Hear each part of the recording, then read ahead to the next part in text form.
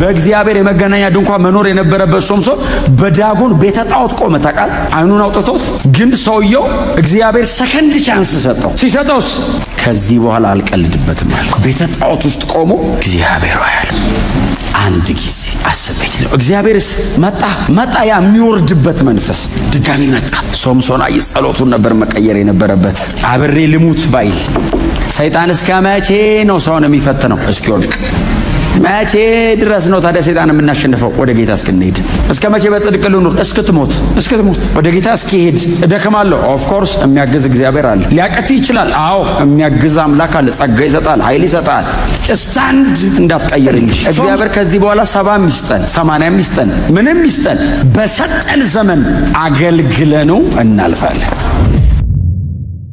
እግዚአብሔር ይሄ ልጅ ከመጸነሱ በፊት ነግሯቸዋል። ናዝራዊ ነው፣ የኔ ነው፣ ለናንተ ብቻ ሳይሆን ለራሴ ምን የሰጠኋችሁ የሚያድገው ለናንተ ደስታ ብቻ ሳይሆን ለኔም ክብር ነው ብሎ እግዚአብሔር እስራኤልን ከፍልስጤም አገዛዝ ነፃ ለማውጣት ይህንም ብላቴና እነሱ ቤት እያሳደገ እንደሆነ ስለገባቸው በቤታቸው እግዚአብሔር ላስቀመጠው ፕሮግራም ሲሉ የሚፈልጉትን እየተዉ ያማራቸውን እምቢ እያሉ ብላቴናውን አሳደጉት። መጠጣትና መስከር ቢያምራቸው ስለ ብላቴናው ሲሉ እግዚአብሔር እነሱ ቤት ስለጀመረው ፕሮግራም ሲሉ አይጠጡም፣ አይሰክሩም። እግዚአብሔር ስላዘዛቸው አያደርጉም። ይሄ ልጅ የሚያድገው በንጽህና ነው። በውስጣችሁ በቤታችሁ የተቀመጠው ነገር በቅድስና ነው የሚያድገው። ለምን? የኔ ነውና አለ እግዚአብሔር። የራሴ ነው። ይሄ ልጅ በሚሄድበት መንገድ አንድ ነገር ቢሆን ከእናንተ ራስ አልወርድም ብሏል እግዚአብሔር። ተጠንቅቀው አሳደጉት። እስከ 19 ዓመቱ ነው ይህን ልጅ መንከባከብ የምትችለው። በ19 ዓመቱ ሲያድግ በጾርዓና በኤሽታኦል ሸለቆ ምዕራፍ 13 የመጨረሻውን ቁጥር አንብቡት። በጾርዓና በኤሽታኦል ሸለቆ መካከል በዳን ሰፈር የእግዚአብሔር መንፈስ ሊያነቃቃው ጀመር ይላል። ሰውየው የሚነቃቃው ቤተ መቅደስ አይደለም። ሰውየው የሚነቃቃው ቸርች አይደለም። ሰውየው የሚነቃቃው ጫካ ውስጥ ነው። የሚወርድበት ኃይል የከተማ ቅጥር በር የሚነቀል ነው። ሰው አካባቢ አይነቃቃም፣ ይዞ ነው የሚሄደው። እግዚአብሔር እላዩ ላይ ኢንቨስት ያደረገበት ኃይል በሰው ልጅ ታሪክ እንደ ሶምሶን እግዚአብሔር ኢንቨስት ያደረገበት ሰው የለም። እግዚአብሔር ሶምሶን ፊልም የሚያደርገውን ብቻ አይደለም፣ ይሄኛውን ፍጥረታዊ ዓለም ቻሌንጅ በሚያደርግ መንገድ ነው እግዚአብሔር ኃይል በላዩ ላይ ያስቀመጠው። ሊያነቃቃው ጀመር። አድጓል። ከዛ ምዕራፍ 14 ነው በሙላት የሶምሶን ታሪክ የሚጀምረው። አባቱና እናቱ የሚያሰክር ነገር ሳይቀምሱ በጥንቃቄ ተወልዶ በጥንቃቄ አድጎ ያለ ጥንቃቄ መኖር ጀመረ። በጥንቃቄ ነው የተወለደው፣ በጥንቃቄ ነው ያደገው፣ ያለ ጥንቃቄ ነው የሚኖረው። በጥንቃቄ ተወልደን በጥንቃቄ አድገን ያለ ጥንቃቄ እንዳንኖር ነፍስ ካወቀ በኋላ አባቱ እጁን ይዞ ማስቆም አይችልም። እላዩ ላይ ያለበት መንፈስ መምከር ብቻ ነው የምትችለው፣ መያዝ አትችልም። ይሄ ልጅ ስታስረው የተልባ እግር እሳት ላይ የወረደ ይመስል በጣጥሶ ብድግ ነው የሚለው። ምንም ነገር ላይ ብታስቀምጠው ከነ ጉዳዩ እስር ቤት ብታስገባው እስር ቤቱን ይዞት ይሄዳል። መምከር ነው። እባክህ እንዲህ አታርግ፣ እላይ ላይ የተቀመጠብህ የእግዚአብሔር ፕሮግራም አይፈልገውም፣ ተው ብቻ ነው ማለት የምትችለው።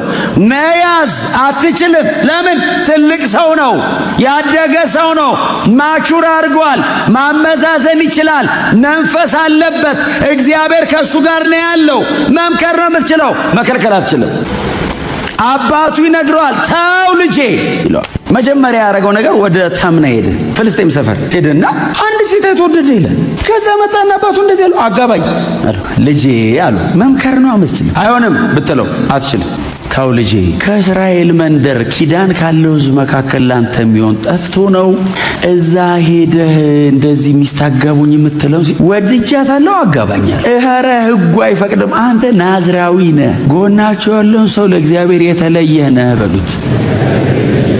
አትንካ ያለን አትንካ በሉት። ወድጄዋለሁ ፈለኳ አይባልም። ይሄ ቸርች ነው፣ ክርስትና ነው፣ ይሄ ህይወት ነው፣ ንግድ አይደለም፣ ስራ አይደለም፣ ይሄ ህይወት ነው። ካላጋባኝ ስለው ተው አለው።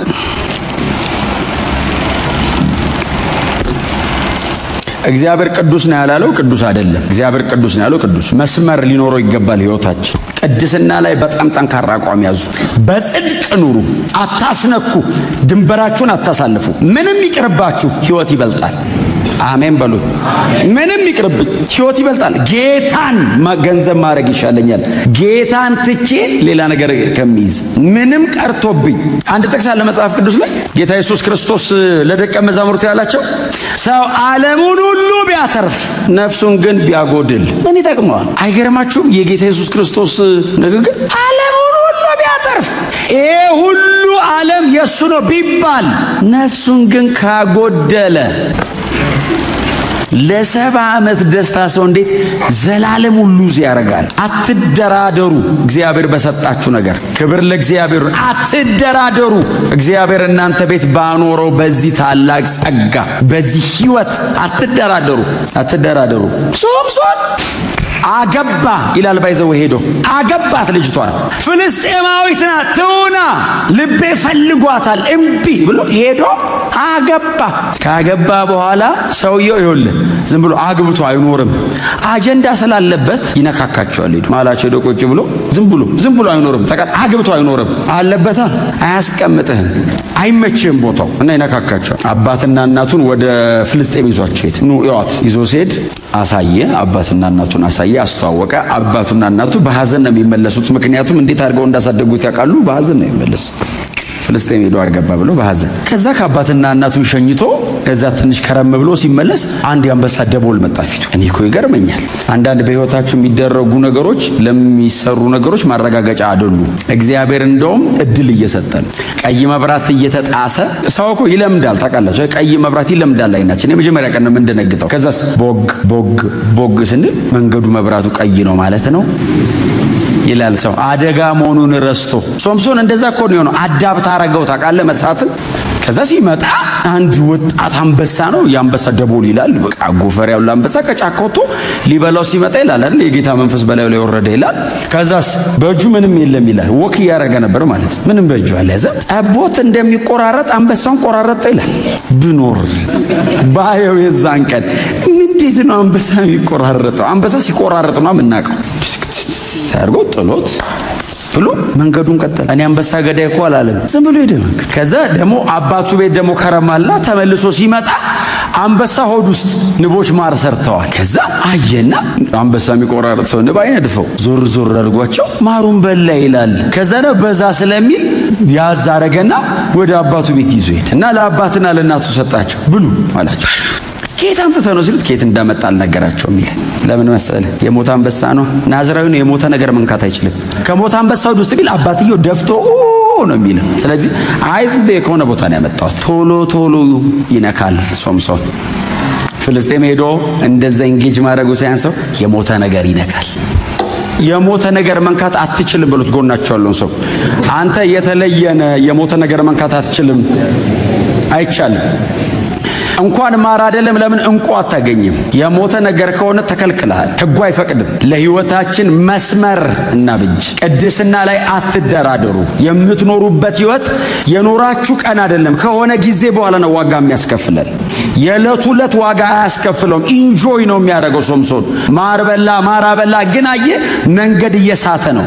ይሄ አካሄዱ መጨረሻ ላይ የት ጋር እንዳደረሰው እንግዲህ አንብበናል አብረን።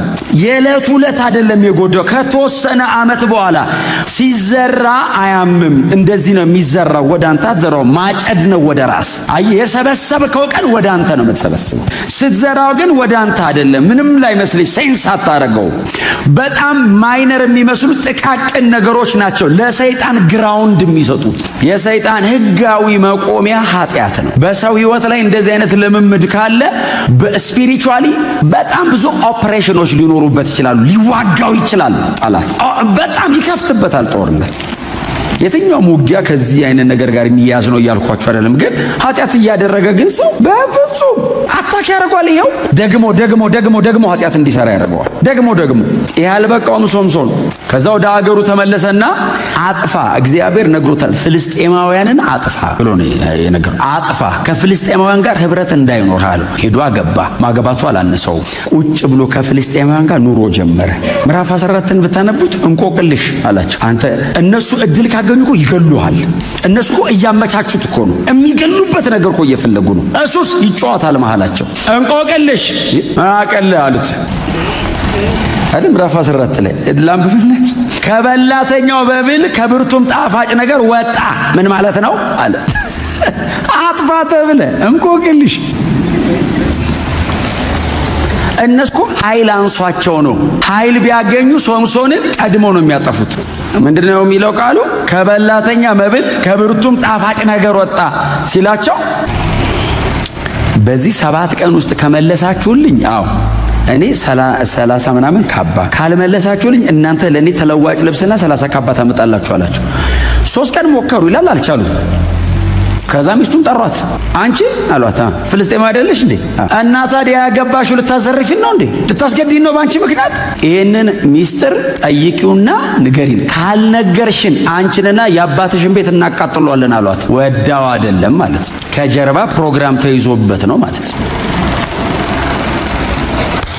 ቢ ሲሪየስ። አሜን ነው። በጣም ሲሪየስ ነው። ነዘነዘችው ተጠግታ። ሶምሶን አለች፣ አቤት። አትወደኝም? እወድሻለሁ። ታዲያ ሚስጥሩ ምንድነው? ከበላተኛ ምናምን ከሚባላ የሚበላ ከሞነ ነገር ጣፋጭ ምንድነው እያልክ ያለው? ምን ማለት ነው ብላ ንዝንዝ ስታደርገው ከአንበሳ ሆድ ውስጥ ማር አውጥቼ ነው ብሎ ሚስጥሩን ነገራት። ሄዳ ነገረቻቸው። በ7ኛው ቀን 30 ካባና ተለዋጭ ልብስ በሚያመጡበት ቀን ሄዳ ስትነግራቸው መጡና ነገሩት። እንደገና ድጋሚ ተረተ ሶምሶን። ቁጥር ስንት ላይ መሰላችሁ? ምዕራፍ 14 ቁጥር 18 ላይ ከማር የጣፈጠ ምን ተገኝቶ አሉት። እሷ ናታ።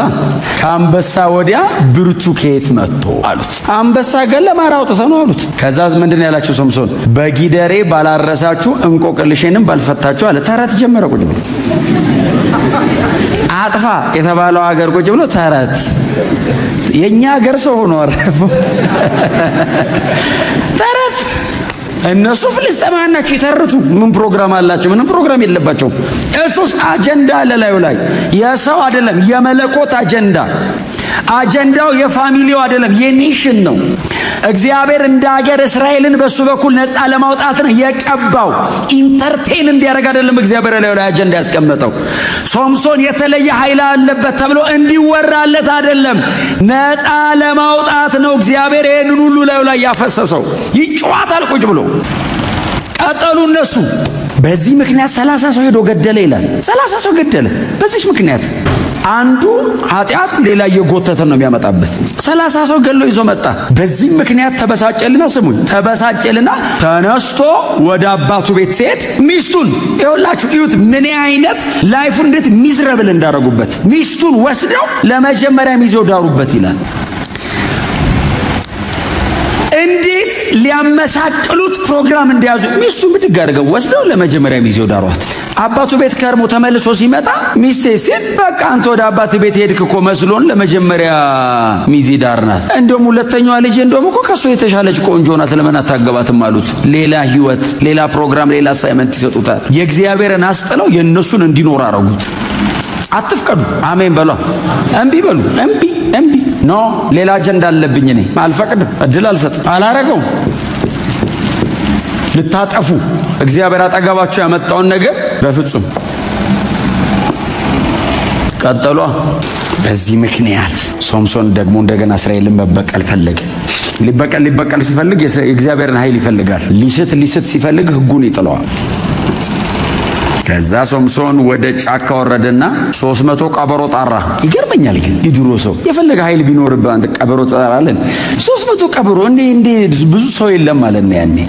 በቀበሮ በምናምን ነው የሚጠቀሙት። 300 ቀበሮ ጣራ ያለ ቀበሮ አሁን እንዴት አንደርስታንድ ያደርጋል? ቀበሮ አንደርስታንድ የሚያደርገው ሰው ነው። ምን አይነት ኃይል ነው? ምን አይነት መለኮታዊ ፌቨር ነው በቀበሮ ፊት የሚያቆም? የቀበሮ እኮ ናቹራሊ እንዳትጠጋው የሚያደርግ ብዙ ምክንያት አለ ነው። እዚያንም አልናገረው በጣም ብዙ አይነት ምክንያት አላት ቀበሮ። በዚህ ጠጋ ብትላት እንድትሸሻት ከመናከሱ ከአውሬነቱ ውጪ 300 ቀበሮ ሰበሰበ። ዙሪያው ክብ ሰርተው ቁጭ አለ። ስብሰባ አረገ ቀበሮቹ። ከዛስ ሁለት ነው አላቸው። ሁለት አረጋችልና አንተ አውሬ ቀበሮ እኮ ነው ከጫካ እኮ ነው የመጣው አስለምዶ እኮ እንዳይመስልህ። ሁለት አድርጎ ጭራቸውን አንድ ላይ አድርጎ ችቦ ላያቸው ላይ ያሰረ 150 እንደማለት ነው አይደል? በሁለት ጥንድ ሲሆን 150 አድርጎ ጭራቸው ላይ ችቦ አድርጎ ችቦውን እሳት ለኩሶ ወደ ፍልስጤም እርሻ ሂዱ አላቸው። ወደ ቤቱ የተመለሰ ቀበሮ የለም። አንተ አጋጣሚ አይደለም ማለት እኮ ነው ነገሩ። ወደ ፍልስጤም እርሻ አቃጠሉ ይላል። ሳይ ብሎ እነሱ እርሻ ሲያቃጥሉ እንግዲህ ያው በዛው አቃጥለው ቀበሮቹ ምን ይኑሩ ከዛ ያው ታሪክ ውስጥ የሉ። ሶምሶንና ደሞ ሌላ ታሪክ ደሞ ሊሰራ ነው። ሰውየው ነፃ ለማውጣት የሰጠውን ኃይል ለተለያዩ ነገሮች አዋለው። የማይተካ ነገር ምን እንደሆነ ታውቃላችሁ? በሰው ዕድሜ ታይም፣ ሲዝን፣ ወቅት፣ ጊዜ። ይሄንን ኃይል ሊያባክነው ይችላል። ጊዜውን ከየት ያመጣዋል? ዕድሜ። ትላንት አሁን ብትለምን፣ ብትጾም፣ ብትጸልይ፣ ብትተጋ ትላንት አይመጣም፣ ሄደ። የሚካስ ምናምን አዲስ ዘመን ይሰጣል፣ ምንም ጥያቄ የለውም። ትላንትናስ አለፈ። ዛሬን ካላስተዋልኩት ያልፋል። ዕድሜ፣ ወቅት። እግዚአብሔር ሊጠቀምበት ፕሮግራም አድርጎ የሰጠኝን ጊዜ ሉዝ ሳረግ የጨረስኩት ድረስ ይባርከኛል፣ ይሸልመኛል፣ የቀረኝን ግን ይጠይቀኛል። ኢያሱ ትዝ ይላችኋል። በጣም ሰክሰስፉል ሊደር ነው አይደል? ኢያሱ በጣም ስኬታማ ከሚባሉ መጽሐፍ ቅዱሳችን መሪዎች ማለት አንዱ ኢያሱ ነው። በጣም የሚገርም ሊደር ነው። ባይዘው እስራኤልን ይዟት ገባ ይልና 31 ነገስታት ነው አይደል ያሸነፈው። 31 ነገስታት ድል አረገና ሲያየው በጣም ተሳክቶለታል። ህዝብ እስራኤልን ሰበሰበ። ምዕራፍ 13 ላይ ርስታቸውን በገመድ እየለካ በምናምን በሆነ ነገር እያደረገ ማካፈል ጀመረ። እግዚአብሔር መጣ። ኢያሱ አለው አቤት አለ። ምን እየሰራ ነው? ርስት እያካፈልኩ። የሚቀርህ እኮ ብዙ ምድር ነበር፣ አረጀህብኝ። እዚህ ጋር ርስት እያካፈልካል፣ አረጀህብኝ። ይቀርሃል እኮ አለው። የመጣው በጣም ጥሩ ነው፣ የሚቀርህ ግን ነበረ። እስካሁን ስለመጣው ሸልማለሁ፣ የሚቀርን ግን ጠይቃለሁ አለው። መሳፍንት ዘመን ላይ የመጣው አንዱ ትርምስ በኢያሱ ምክንያት። ኢያሱ ቫንጋርድ ሆኖ ከፊት የሚሄድ ሆኖ ከኋላ የሚቀጥል ስላላመጣ ሙሴ ፌል ያላረገው ኢያሱን ስለተካው ነው። ኢያሱ ግን without successor there is no success። ዝም ብሎ የእስራኤል ሽማግሌዎች ለሚባሉ ሰጠ። እኔና ቤተ እግዚአብሔር እናመልካለን፣ እናንተ የምታመልኩትን ምረጡ አለ። ኖ ዌይ! እስራኤል እኮ ነው ህዝቡ። እንዴት ነው የምታመልኩትን ምረጡ የምትለው? ሰብስበህ እግዚአብሔርን አምልክ ነው የምትለው። አሁን እኔ እናንተ ጋር ቆሜ የምታመልኩትን ምረጡ እላለሁ። ከእግዚአብሔር ውጭ ምን ታመልካላችሁ? አፍተር ኦል ቸርች ላይ የተገናኘ ነው። ምርጫም የለም። የመጨረሻው እግዚአብሔር ነው። እስቲ አሜን በሏ። እኔና ቤተ እግዚአብሔር እናመልካለን። እናንተ እንዴ ለአሞራውያን አማልክት ህዝብ ለኬጢያውያን ለምናምን ይሸኛል እንዴ? ብድግ ብሎ ፌርዛውያን ነው ማመልከው ቢል እስራኤላዊ እንዴት አድርገህ ነው የምትሸኘው? ከግብጽ ምድር እግዚአብሔር አውጥቶ አምጥቶት ያን ሁሉ እግዚአብሔርን ተአምር ያየ ሰውዬ እንዴት ነው ለአሞራውያን ጣዖት አሳልፈህ የምትሰጥ? ጥቅሱ በራሱ በጣም ቆንጆ ጥቅስ ነው። ከኢያሱ አውድ አንጻር ግን ከባድ ነው። ማድረግ የለበትም ኢያሱ። ህዝበ እስራኤልን ለእግዚአብሔር ማሰገድ ነው ያለበት። እኔና ቤቴ ብቻ አይደለም፣ የህዝብ መሪ ነው እሱ። ኔሽን ነው ከኋላው ያለው። ኑ እግዚአብሔርን ተከተሉ። ሙሴን አታየውም እንዴ? ጥጃ ሰርተው ሲያስቀምጡ ሊደረግ እንግዲህ ጥጃ ሰሩ ነው እንዴ ያለው። ፈጭቶ በጥብጦ አጠጣቸው ነው የሚለው። ባይዘይ አጠጣቸው አጣ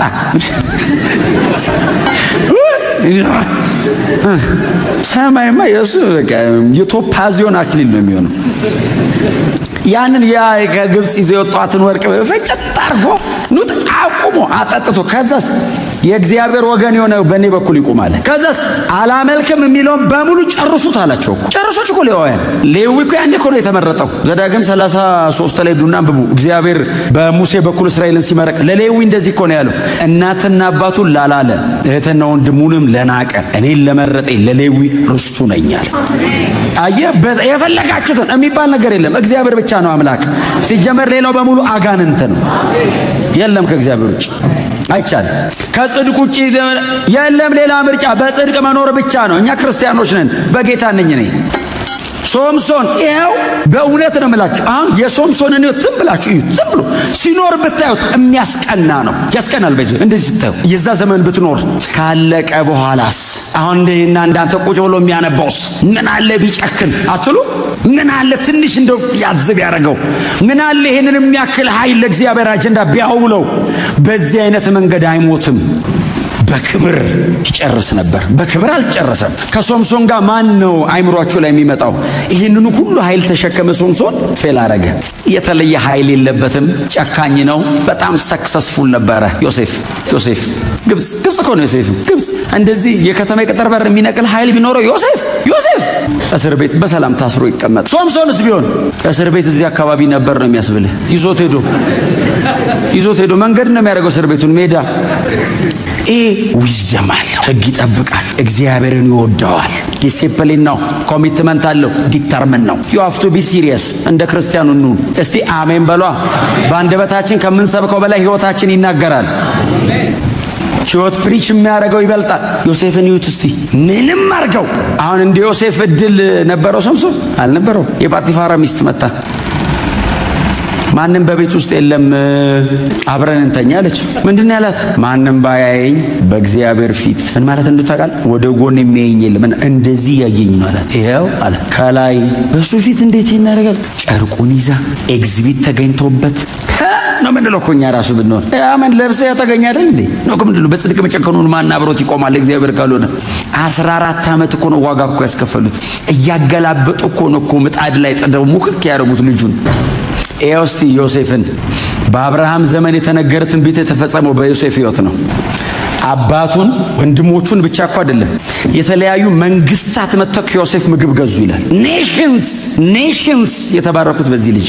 ሙሴ ከነዓን አልገባም፣ ዮሴፍ ገብቷል። ተቃላሽን ዮሴፍ ሊሞት ሲል እንደዚህ ያላቸው የእስራኤል ልጆችን ሰበሰበና ግብጽ እኮ ነው። ዮሴፍ ከሞተ እኮ ከ100 ዓመታት በኋላ እኮ ነው የወጡት። እንደዚህ ያላቸው አምላካችሁ እግዚአብሔር ጎብኘትን ይጎበኛቸዋል።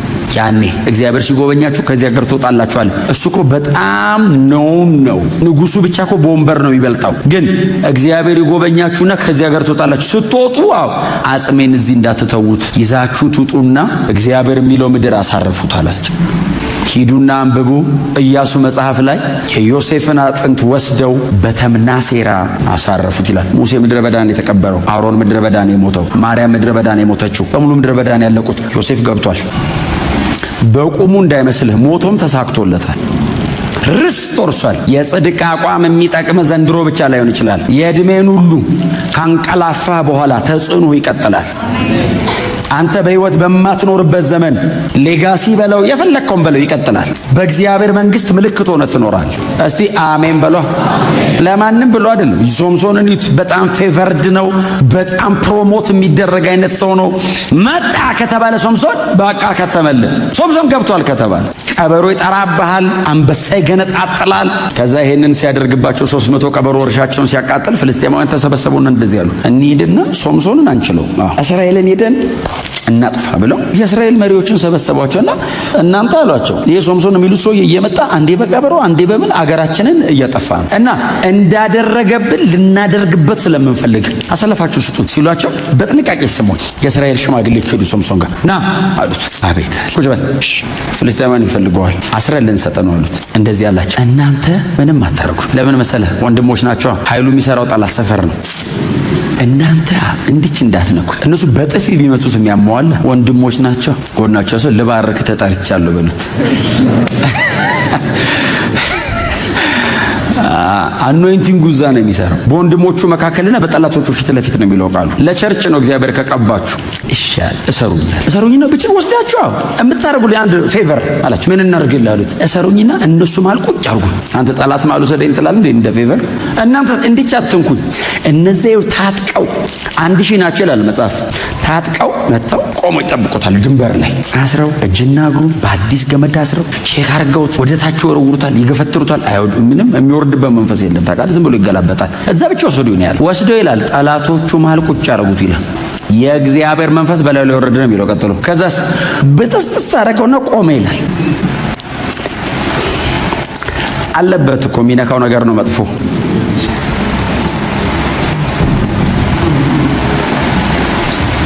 የእግዚአብሔር ዓላማ ካለብን የጠላት ዓላማ የምትሆነው ምንም ተሌለበት ጠላትም አይፈልግህም። በዝም ብሎ የተኛ ነው የሚልህ። አጀንዳ ካለበስ እድል ከሰጠ ታጠፋላ ብዙ። ስለዚህ አሳይመንት ነው የሚሰጠ። ከዛ መጽሐፍ እንደዚህ ይላል፣ በትስትስት አድርጎት ቆሞ አንተ ዝም ብሎ አይዋጋም እንዴ? ዞር ሲል ይላል ገና ትኩስ ሆኖ የወደቀ የአህያ መንጋጋ አገኘ ይላል። ናዝራዊ ነው፣ የሞተ ነገር መንካት አይችልም። ትኩስ ነው፣ የቆየ ነው። ብድግ አረገው ይላል። ከዛ መታች ይላል። 1000 ሰው አንተ በአህያ መንጋጋ ምን መንጋ ነው የሚመታቸው? መጽሐፍ ነው የሚለው ክምር በክምር አረገው እኮ ነው የሚለው። እንግዲህ እየመታ 1000 ሰው በጣም ብዙ እኮ ነው እንዴ! ኦልሞስት የጉባኤ በሉት እንደዚህ ወረወረ ከምሮ ሲጨርስ እኔ ሶምሶን ብሎ ላንብብላችሁ እንዴ ፎከረ የሚል ቃል አለ። በጣም ከኛ ጋር ይመሳሰላል። ተረት ፉከራ እዩት። ምዕራፍ 15 ቁጥር 16 እንደዚህ ይላል፣ ሶምሶንም በአንድ የአህያ መንጋጋ 1000 ሰው ዘራሪ ፉከራ እኮ ነው። 1000 ሰው ዘራሪ በአንድ የአህያ መንጋጋ 1000 ሬሳ አነባባሪ ብሎ ፎከረ ይላል። እኔ አይደለሁም እንግዲህ ያላችሁ ፎከረ። እኔ ምንም ስብከቱን እንትን ለማድረግ ብዬ ጥቅስ ነው ያነበብኩት። ፎከረ ከዛ ጥም ያዘው። ጥም ሲያቃጥሎስ ጮኸ፣ እግዚአብሔር ሆይ ይህንን ሁሉ ድል ሰጠኝ፣ እንደዚህ አሸንፌ በጣም ልገለኝ ነው እንዴ? አንድ እጅ አቀብሎ የሚያጠጣኝ በጣም ልሞት ነው ወይ ሲለው፣ በጣም የሚገርማችሁ እግዚአብሔር አለት አዘቅቶ ነው የሚለው። እሱ ጋር አለት ሊትራሊ አለት ነው የሚለው ትክክለኛው ቃል። አለት ሰነጠቀለት ይላል፣ ውሃ ጠጣ ይላል። ግን በቃ እግዚአብሔር በአለው በጣም ብዙ እንደገና ይለዋል። ሶምሶን መጨረሻ ላይ ሰይጣን አንድ ደሊላ የምትባል ሴት አስተዋወቀ። ደሊላ ተጠግተው ታስታውሱታላችሁ። ወዶ አይደለም የተጠጋችሁ፣ ተጠግተው እያወራችሁ መጽሐፉን የጻፈው ሳሙኤል አላቅም እንግዲህ እኔ ታሪኩን ሰምቶ ይሁን እግዚአብሔር በመንፈሱ ገልጦለት ይሁን አላቅም። የሶምሶንና የደሊላን ዲያሎግ ብቻ ሳይሆን ደሊላና የፍልስጤም ሹማምንት የሚያረጉትንም ወሬ ነው የጻፈው። ደሊላ ከሶምሶን ጋር መታ እንደምትወደው ትነግሯለች። በጀርባ በኩል ከፍልስጤም ሹማምንት ጋር ስለሱ ታወራለች። ይሄንን ሶምሶን የተባለ ሰው እንድንገለው ብታግዢን፣ ዮሴፍ የተባለው ሰውዬ የተሸጠበት መጽሐፍ ዮሴፍ የተሸጠበት አይነት የ7 ባሪያ ዋጋ ነው በዚህ የተስማሙት። ዮሴፍ አይነት 7 ባሪያ የሚገዛ ዋጋ ብር እንሰጥሻለን እና እንግደለው ወይ ግደዩ። ይሄንን ታርጌት ታርጋ ነው መታ ሶምሶን አለችው። አቤት አለ። እዚህ በጣም በሞገስ የታጠቀሰው ቃሉን ላንብብላችሁ። ምዕራፍ 16 ቁጥር 6 ላይ የብርታት ታላቅነት ሚስጥርና ታስረ በቁጥጥር ስር የምትውለው እንዴት እንደሆነ እባክህ ንገረኝ። ምን ባረገ ነው ተራ ሰው የምትሆነው አለችው። ሰው በእውነት ነው የምላችሁ ካልሞተ በቀር በቁሙ እንዴት ተራ ላረግ ሲባል እንዲህ ብታረገኝ ይባላል? መሞቻ መንገድ ይመራል እንዲህ ሰው ምን ባረግ ነው እምገል ስትለው ይሄው እኔ አይደለሁም አንድ ሶስት መንገድ ነገራት። በዚህ አንድ 3 መንገድ እናንተ አንብቡት። ቁጥር 7 ላይ በእርጥብ ጠፍር ይሄ የፈለገ እንትን ቢል በማይበጠስ ባልረጠበ ነው ይል አይደል? ባልደረቁ 7 እርጥብ ጠፍር ማንም ሊቆርጦ በማይችል ጠፍር ግጥም አረጋችሁ ብታስሩኝ አልችልም መነቃነቅ ሲላት፣ አየ ለጠቅላላ እውቀት አይደለም የምትጠይቀው፣ ታረጋዋለች። ቀጥሎ ለማወቅ አይደለም ጀነራል ኖሌጅ እንዴት አድርጌ ነው ፍልስጤማዊ ማረግ ስትለው እንትን ብታረግ ሲላት፣ ለዛ ነው እሺ በቃ ኖ አሰረችው። ከተኛ በኋላ መጽሐፍ ሲናገር የፍልስጤም ገዢዎች በቤቷ ጀርባ በኩል ጉድጓድ ውስጥ ቁጭ ብሎ ይጠብቁት ነበር ይላል። የምር ሆነ ሊገሉ ማለት ነው። እግዚአብሔር አምላክ ኃይልና ጥበብ ይስጣል። ዊዝደም ኃይል ብቻውን ብዙ ጊዜ ተናግሬዋለሁ እዚህ ቦታ። ድሮ የአንድ እንትን ማስታወቂያ ተገራቸው ትዝ ይላችኋል። መንፈሳዊ ሕግ ሳስተምር ተናግሬዋለሁ። በዚህ መስቀል አደባባይ ላይ አንድ የማስታወቂያ ነበር። እንደዚህ ያለ እጅ አይታችሁ ታውቃላችሁ? የጎማ ማስታወቂያ። ይሄ ጎማ ነው፣ እንደዚህ ያለ እጅ ነው። ከስር ፓወር ኢዝ ነቲንግ ዊዛውት ኮንትሮል ይላል። ኃይልን ካልተቆጣጠርከው ዲስትራክቲቭ ነው፣ አንተን ነው የሚያጠፋ፣ ተመልሶ ይበላል። ካራክተር ዋይዝ በጣም መሸከም አለብህ። ሶምሶን ኃይል አለው፣ ጥበብ የለውም፣ እንደ እግዚአብሔር ቃል አይኖርም። ተመልሶ የገደለው እኮ እሱን ነው፣ ዲስትራክት ያደረገው ራሱ ነው። እንዴት አድርጌ ነው ተራሶን ማድረግ ስትለው በዚህ መንገድ ሲላት አደረገችው። ቀጥሎስ መጡበት ስትለው ብጥስጥስ አድርጎት ሲነሳ ዋሽተኛል። የልብን አልነገርከኝ አትወደኝ ማለት ነው። ራሷ ናት ያለችው፣ እኔ አይደለሁም። አንብቡ እናንተ ምዕራፍ 16ን። ከዛ እንደገና ስራ ላይ ባልዋሉ አዳዲስ ገመዶች፣ ምንም ታስሮ በማያውቅበት አዲስ በተመረተ አዲስ ገመድ በካቦ ማለት ነው ዘንድሮ ካቦ በለው ደበል አድርገሽ ብተ አሰረችው። መጡ በጥስጥስ። ከዛ ሶስተኛ ቁጥር 13 ላይ 7ቱን የፀጉርን ጉንጉን ከምን ጋር ነው አንድ ላይ አድርገሽ አስረሽ በ7 ችካል ብትቸክ 7 ነው ጉንጉኑ። በጣም ትልቅ ነው ማለት ፀጉሩ በጣም ትልቅ ከልጅነቱ ጀምሮ ተነክቶ ስለማያውቅ 7ቱን ጉንጉን አብረሽ አስረሽ በ7 ችካል መሬት ላይ ብትቸኪው ያው መነቃነቅ አልችልም። አይ ኮቨናንቱ ጋር ተጠጋለት። አሁን እጅን ብታስሪ ግሬ ብታስሪ አሁንስ ኪዳኑ አካባቢ መጣ። ይሄንን ፀጉር አስረሽ ችካል ብታረጊ ማለት አይ አስጠጋችሁ። ሰይጣን እስከ መቼ ነው ሰውን የሚፈትነው? እስኪወድቅ መቼ ድረስ ነው ታዲያ ሰይጣን የምናሸንፈው? ወደ ጌታ እስክንሄድ። እስከ መቼ በጽድቅ ልኑር? እስክትሞት ወደ ጌታ እስኪሄድ። እደክማለሁ። ኦፍ ኮርስ የሚያግዝ እግዚአብሔር አለ። ሊያቀትህ ይችላል። አዎ የሚያግዝ አምላክ አለ። ጸጋ ይሰጣል፣ ኃይል ይሰጣል። ስታንድ እንዳትቀይር እንጂ። ሶምሶን እኮ በኮንቪክሽን ነው ኃጢአት የሚያደርገው። ድንገት ሳት ብሎት እኮ አይደለም፣ አቅዶ ነው የሚያደርገው። አቅዶ ፕሮግራም አድርጎ ፍልስጤም እኮ ሄዶ ነው። ፍልስጤም አንተ ምን ትሰራለህ? ፍልስጤም ድረስ ሄዶ ቁጭ ብሎ ነው እኮ እንጂ ድንገት እግር ጥሎት አይደለም እኮ። ፕሮግራም አድርጎ ነው የሚያደርገው። እንደዚህ አይነት አዳኝ ራሱን ማዳን አልቻለም። እንኳን እስራኤልን ለማዳን የተላከ መስፍን ነው። አዳኝ እኮ ነው፣ ራሱንም ግን አልቻለም። እሱም በንጽህና መኖር አልቻለም፣ እንኳን እስራኤልን ለእግዚአብሔር ሊለያት። በኋላ ላይ ቁጥር 16 በጣም ማዝነው በእውነት መሳፍንት 16 በሕይወት መኖሩን እስኪጠላ ድረስ ዕለት በመጨቅጨቅ አሰለቸችው። የሽንገሏ መጠን መኖሩን ጠላታ። ለምንድነው የምኖረው አለ። ምን አሁን እግዚአብሔር አጀንዳ አለብኝ የለብኝም ምና ምን ያረጋል አለ። መንፈሳዊነቱ በህይወቱ ላይ ላለው ነገር ቫልዩ እንዲያጣ አረጋችሁ። ታውቃለህ፣ የእግዚአብሔርን ቦታ ታካችሁ ማለት ነው። ለእሷ ካልሆነ ለእግዚአብሔር ለምንድነው የምኖረው? ለእግዚአብሔር አለ። መኖሩን ጠላ። ሽንገላው እዛ ድረስ መጣ። በኋላ ላይ መኖሩን እስኪጠላው ድረስ ሸነገለችው፣ ዲሲቭ አረገችው። የልቡን ሁሉ አውጥቶ ነገራት።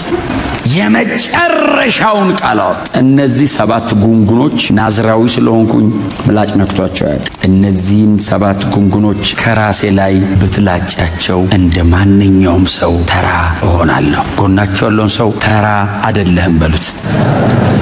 አይ እንዴት ተራ እናረገ ካሉ ተራ አይደለህም ማለት ነው። ተራ ሰው እንዴት ተራ ላርገ ተብሎ አይጠየቅም። ግብዣም አይቀርብለትም።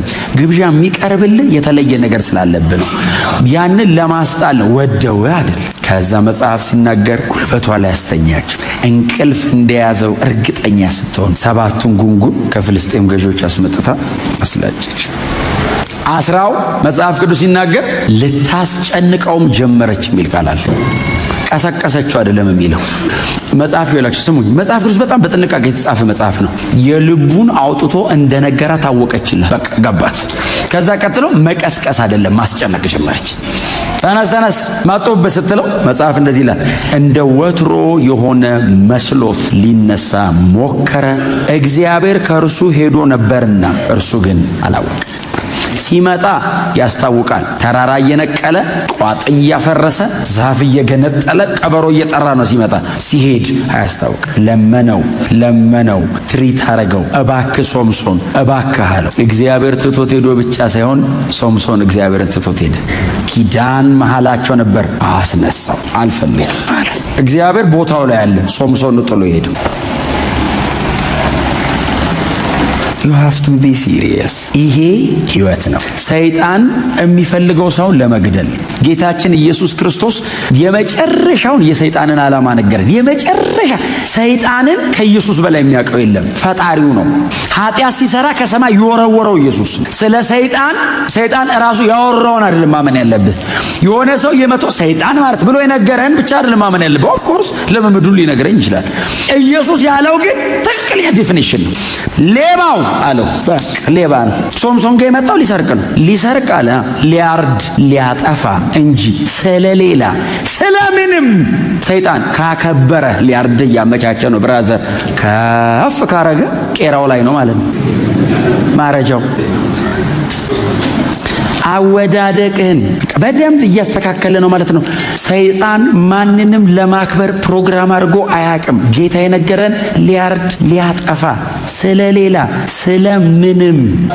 እኔ ግን አለ ኢየሱስ ሕይወት እንዲሆንላችሁ እንዲበዛላችሁም መጥቻለሁ።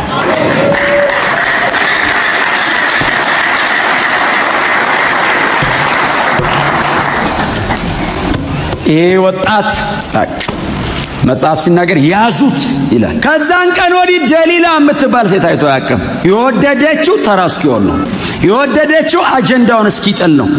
አብራው በጣም የወጣችው የገባችው እንደዚህ ልክ ሲሆን አላራ አይኑን አወጡት ይላል። ከዛ አሰሩት ይልና በጣም ግን እግዚአብሔር ምን አይነት አምላክ ነው!